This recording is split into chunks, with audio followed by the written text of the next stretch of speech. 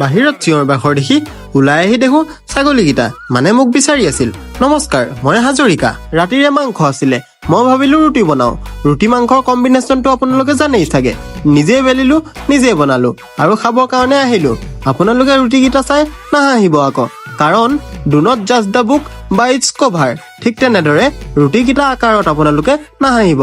খাব পালে টেবুলৰ পৰাই নুঠিব। এক্সামলে মাজত 2-3 দিন আছে, কিন্তু মোৰ একো পঢ়াই নাই।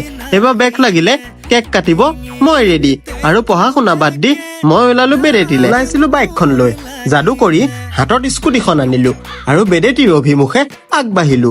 পাই গলোহি বেডেটি। লগালগ মই সোমাই গলো বেংকৰ ভিতৰলে।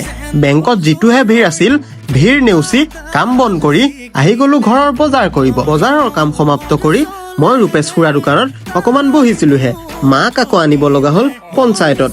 চব কাম সমাপ্ত কৰি মেলি ঘৰ আহিলো।